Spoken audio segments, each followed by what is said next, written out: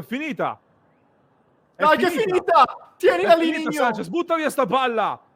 Fischia! Oh, è finita! È finita!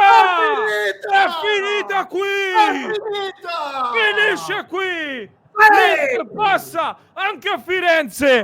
La decide! Un gol di Lautaro Martinez, Fiorentina 0, Inter 1 e l'Inter si riprende la vetta della classifica. L'Inter vince, un gol di Lautaro Martinez decisivo, una vittoria pesantissima su un campo complicato. Si riparte subito dopo la Supercoppa italiana e lo si fa con una prestazione, Simo, di quelle che all'interno di un campionato che devi vincere sono pesanti, ed è una prestazione pesantissima perché arriva dopo il pareggio della Juventus, arriva dopo il pareggio del Milan, l'Inter quindi guadagna 2 punti sulle dirette avversarie, lo fa con dei problemi di formazione, con delle assenze, cambiando diversi uomini, finendo anche con tante rotazioni, la giusta sofferenza su un campo molto difficile, e saremo permalosi ma siamo anche forti. Mamma, che partita, ragazzi.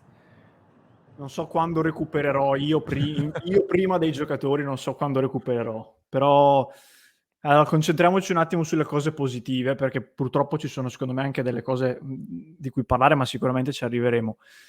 Una squadra come l'Inter, che è abituata a giocare bene a calcio, partite che finiscono anche con tanti gol, eccetera, non è scontato che gare così le porti a casa. Gare che si sporcano in trasferta contro una squadra che butta in campo tutti, avevano davanti Milenkovic, Nzola, c'era Barak, ce n'era di ogni. Siamo stati bravi in generale in campionato a giocare bene, ma stiamo finalmente facendo vedere, non è la prima volta, però stiamo facendo vedere che anche queste partite qui, quando c'è da tirar fuori gli attributi, per non essere volgari, e sporcarsi la maglia, gli scarpini, andare di testa così, ci siamo. Mamma, che vittoria importantissima, importantissima.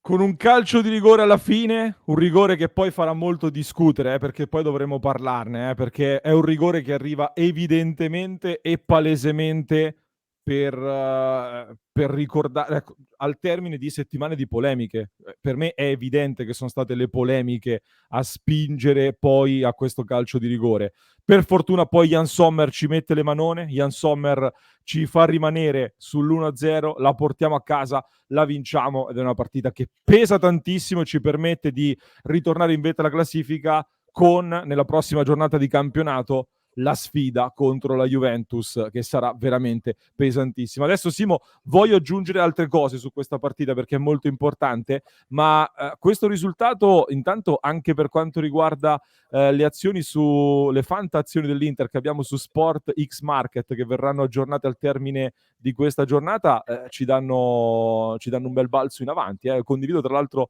Sport X Market dalla versione smartphone, che è molto fluida, che funziona. Vi consiglio di dare un'occhiata, ci sono tutte le sezioni e funziona molto bene. Simo, ci dà un bel balzo in avanti, eh? Sì, è una vittoria che ovviamente ci aiuta anche qui. La quota dell'Inter dopo questa vittoria aumenta del più 7,3%, quindi è un bel balzo, e questo risultato è ovviamente positivo anche per la nostra classifica, dove tra l'altro, Sì. dicevi, dall'ultima giornata abbiamo fatto un bel balzo in avanti nella classifica dal 97esimo al 78esimo posto, quindi diciamo che le ultime mosse, che i ragazzi si ricorderanno, alcune un pelo più rischiose, altre un po' più conservative, forse pian pianino ci stanno portando sempre più su e siamo sulla buona strada, direi, dai. SportX Market, vi mando anche il link in chat se volete giocare insieme a noi, è un gioco gratuito, quindi potete iscrivervi gratuitamente, ci sono dei premi reali che si vincono ogni mese e anche a fine torneo, quindi per chi ci segue in diretta trovate il link in chat per iscrivervi a SportX Market, per chi ci segue invece in differita e in podcast trovate il link in descrizione per giocare anche voi insieme a noi e partecipare comprando le fantazioni delle vostre squadre e arricchendo il vostro portafoglio. Si arricchisce intanto però, Simo, la classifica di questa Inter. E ragazzi, è una partita, non so dargli un altro aggettivo se non pesante. Non voglio sbilanciarmi troppo, perché poi la prossima settimana c'è un altro match veramente, veramente pesante, assolutamente. Abbiamo perso Lorenzo. No, diceva raccolgo l'assist. Abbiamo un incontro pesantissimo contro la Juve e come dicevo nel pre-partita non è la prima volta in realtà che l'Inter ha la possibilità di sfruttare una non vittoria della Juventus per provare ad allungare. La prima volta la Juve pareggiò col Genoa e l'Inter mi pare riuscì a vincere col Frosinone o comunque ottenne la vittoria. Oggi paradossalmente era ancora più delicata. Uno, perché arrivavamo comunque stando dietro in classifica in virtù di quella partita di Supercoppa persa, che l'Inter ha perso perché era appunto in Arabia. Due, perché la Juve arrivava con una partita sulla carta molto semplice contro l'Empoli e quindi io personalmente non mi aspettavo che frenasse. Poi c'è stata quella situazione con Milik che è stato espulso e alla fine hanno frenato. Quindi incredibilmente, aggiungerei, e vi mostro anche la classifica in sovrimpressione, l'Inter in questo momento si ritrova prima, nonostante una partita da recuperare, il famoso asterisco che tanto ci preoccupa purtroppo da un paio d'anni a questa parte. Primi a +1 sulla Juventus, +8 sul Milan, con una gara da recuperare. La vittoria era veramente fondamentale. Arriviamo al Derby d'Italia, qui chiaramente si apre un po' la discussione rispetto anche al fatto di come approcciare quella partita. L'Inter ha la possibilità di allungare ulteriormente vincendo, ma allo stesso tempo ha anche la possibilità di gestire paradossalmente il risultato. So che tutti, e intanto ritroviamo Lore, so che tutti vanno giustamente alla ricerca dei 3 punti, però allora dicevo, per come è messa la classifica oggi, non è che lo si accetti in anticipo, però se dovesse arrivare anche un pareggio, forse farebbe meno male nel complesso. Però dimmi tu se volevi andare qui o se vuoi deviare il discorso. No, stavo dicendo, mi è saltato un attimo la connessione. Stavo dicendo che io ho avuto la sensazione che dopo il pareggio con l'Empoli la Juventus ha manifestato un po' di nervosismo. Cioè, dopo il Genoa avevo detto da parte nostra era arrivato qualche segnale di nervosismo, di pressione e secondo me questa volta invece si è ritorta contro anche loro questo tentativo di portare sempre sull'aspetto mediatico la polemica e di metterci in difficoltà. Il fatto che l'Inter non abbia risposto e anzi stia rispondendo sul campo con dei grandi risultati e delle grandi prestazioni, per me li ha messi in difficoltà e ieri è arrivato, secondo me, qualche segnale di nervosismo da parte loro, con le parole di Allegri, con le parole anche di Szczęsny, con un pareggio comunque in casa contro l'Empoli, che con tutto rispetto è una delle squadre che mi hanno fatto la più brutta impressione di questa Serie A, purtroppo, devo dire, nonostante comunque l'ottimo gol di Baldanzi.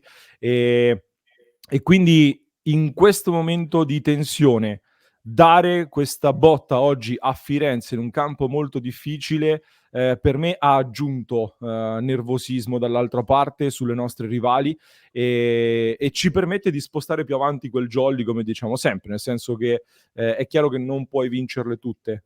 Difficilmente la Juventus perderà tanti punti da qui alla fine, per cui noi dovremmo farne tantissimi, però più ci spostiamo davanti quel possibile jolly di un mezzo passo falso e meglio è.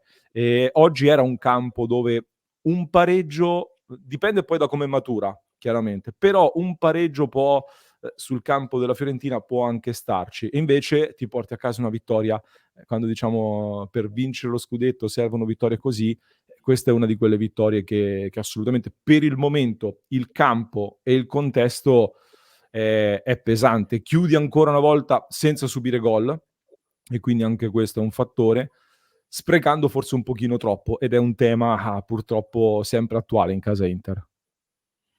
Sì, queste tipologie di segnali, più volte abbiam detto anche in passato, da interisti quando arrivi a partite così ti aspetti sempre di non vincere, perché c'è il contesto perfetto per la vittoria e allora stecchi. Quest'anno non è che sia successo così spesso. E è come se un pochino poi preoccupasse, no, col passare del tempo. Prima eravam preoccupati di come avremmo gestito la prima volta, dopo diverso tempo, con una squadra davanti a noi in classifica. Poi siam preoccupati dell'asterisco. Adesso potremmo essere preoccupati di come gestire un eventuale allungo. Però mi dà l'impressione questa squadra di lasciare le preoccupazioni a noi. Cioè, noi siam qui ogni settimana ad arrovellarci su cose, farci dei film mentali. Loro vanno avanti, non gliene frega niente, vincono. Anche oggi 0 gol subiti, 2 assenze fondamentali a centrocampo, una sulla fascia di Marco che non è stato messo in campo, Bastoni recuperato in extremis, e hai vinto a Firenze senza prendere gol. Gli strumenti per dire che questa è una grandissima squadra ci sono tutti. Adesso tra una settimana c'è proprio la partita X.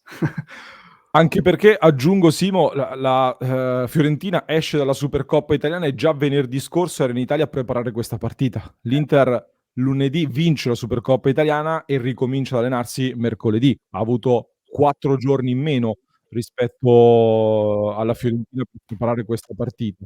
Si è giocato tra l'altro su un campo difficilissimo anche dal punto di vista proprio del prato, condizioni non dico imbarazzanti, ma veramente, veramente pessime, e ci stava per rimettere la caviglia pure Thuram, e diverse giocate si sono sporcate tantissimo per una squadra come l'Inter, che comunque fa del tasso tecnico uno dei propri punti di forza. E ho avuto l'impressione, era uno dei grandi temi, le assenze di Barella e Çalhanoğlu in mezzo al campo. Ho avuto l'impressione che con Aslani e Frattesi l'Inter abbia perso il dominio del centrocampo e per questo ha avuto più difficoltà. L'Inter, abbiamo detto, quando alza l'asticella è quando il centrocampo domina quello avversario. Inevitabilmente oggi un passo indietro a livello di controllo della manovra a centrocampo, delle difficoltà quindi in questo senso qua, però dicevamo Simo, comunque se vai a vedere economicamente a livello di acquisti, Frattesi e Aslani sono costati quanto Çalhanoğlu e Barella. Quindi voglio dire di poter vincere anche con lui, con loro in campo. E quindi per me le prove sono da vedere. Aslani per me ha ancora avrebbe bisogno di giocarne un'altra. Ci fosse un'altra possibilità di giocarne un'altra, ce lo vedrei bene. Su Frattesi poi magari, anzi, dimmi un po' che ne pensi tu. Sì, Frattesi mi sembra, anche leggendo in chat, uno dei più criticati, e capisco. Da una parte spezzo una piccola lancia a suo favore: le caratteristiche di Frattesi sono queste. Se da Frattesi ci aspettiamo che faccia il Barella, non lo vedremo mai, perché non ce l'ha nelle corde, quindi faccio fatica è come quando dicevo prima, diamo colpe a Sommer perché è basso. È basso, nel senso, se uno il piede ce l'ha fino a un certo punto, certo ci si può lavorare sicuramente, però per come è oggi Frattesi, questo è il problema. Dov'è che mi fa arrabbiare Frattesi? E questo è il tema intorno al quale è ruotata l'intera mia cronaca. Ha sbagliato un migliaio di passaggi nelle ripartenze dell'Inter. Non solo lui, ne abbiamo sbagliate penso 20, tra quelle più chiare e meno chiare, e non è che le ha sbagliate tutte lui. Però diverse sì. C'è di mezzo anche il suo zampino. E lì, secondo me, quelli sono errori gravi, perché lì non serve essere Wesley Sneijder per fare un passaggio anche abbastanza semplice. Però vabbè, dai, portiamoci a casa sta vittoria, che vada Dio. Mentre su Aslani, secondo me, molto bene, perché lui era anche quello più marcato, giocava nella zona nevralgica, la Fiorentina ha messo in campo una pressione costante dal primo al 90°, fisicamente debordanti anche proprio come struttura, e mi sembra che lui, con tutti i rischi, i limiti e diciamo le difficoltà, abbia fatto una onesta partita, ecco, secondo me. Grazie a Lele84, grazie di cuore, ci dice: bisogna migliorare la gestione di queste partite. Sì, diciamo che l'ideale sarebbe sempre andare 3-0 al primo tempo e chiuderla. Poi la realtà è un'altra cosa. È chiaro che le occasioni le abbiamo avute oggi. Errori tecnici nelle scelte, e anche nelle scelte finali in zona gol si poteva fare sicuramente meglio. E anche Terracciano non è che lo abbiamo impegnato in maniera clamorosa, fa una buona parata su Frattesi nel primo tempo e per il resto poi ci siamo complicati un pochino di più la vita noi. Grazie De Pica Pica, grande Aslani, forza Inter. Vedo tanti commenti positivi comunque su Aslani, gran parte di voi vi vedo soddisfatti e tra poco facciamo le pagelle a parte. Grazie il nostro Franco, vittoria fondamentale, la capolista se ne va. E adesso domenica sarà tosta, questa sarà una lunga settimana da vivere tutti insieme. Emilio, grazie Emilio, 29 mesi con noi, Permalosi 1, tutti gli altri 0. grande, mitico Emilio. E io Simo non ho altro da dire sulla partita, perché poi la analizzeremo anche più a freddo. Mi viene da dire, ripeto, io sul calcio di rigore in realtà secondo me è molto spinto dal fatto che è vero che Nzola prende un duro colpo, ma Sommer prende il pallone, cioè va col pugno a prendere il pallone. Per me, non fosse stato per tutte le settimane di polemiche, non so se quel rigore lo avremmo visto lo stesso. Ho qualche dubbio. Sinceramente, per fortuna Sommer lo para e non so, mi sto perdendo altro? No, non mi sembra tutto sommato. No, sul rigore, cioè, sinceramente, ripeto,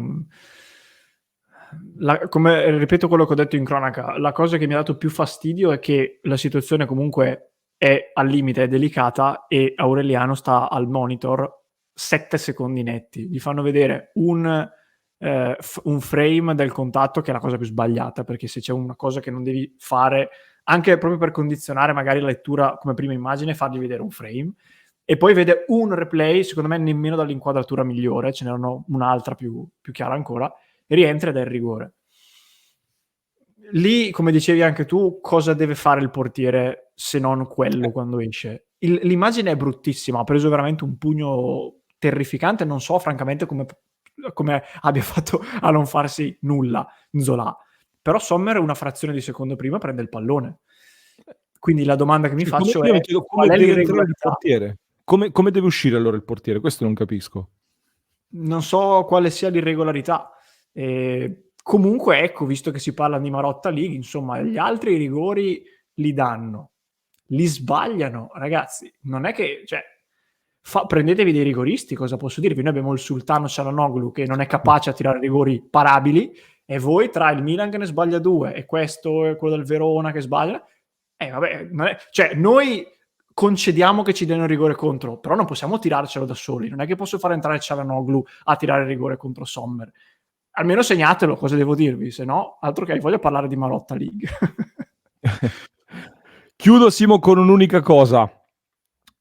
Vinci oggi, vai a +1 dalla Juventus, prossima settimana scontro diretto.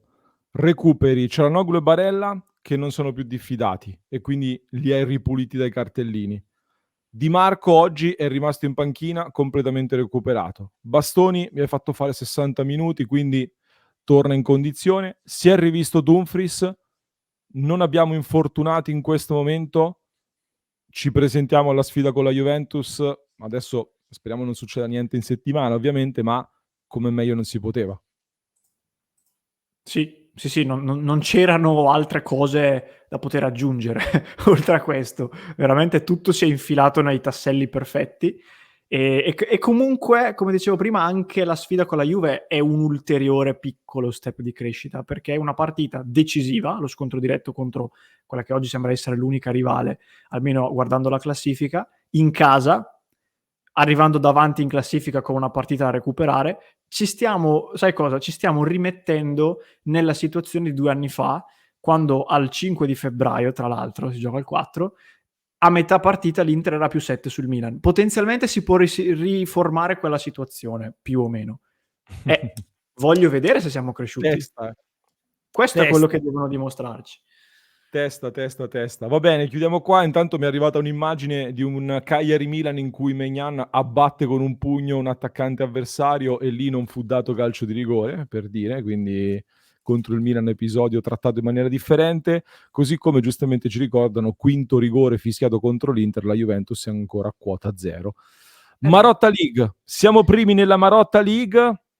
Nei commenti fateci sapere chi è stato il migliore in campo, mi raccomando, e vi aspettiamo su passioninter.club. Entrate a far parte anche voi del club, mi raccomando, vi aspettiamo lì, www.passioninter.club, per sostenere il nostro progetto e stare nella nostra grande community di interisti.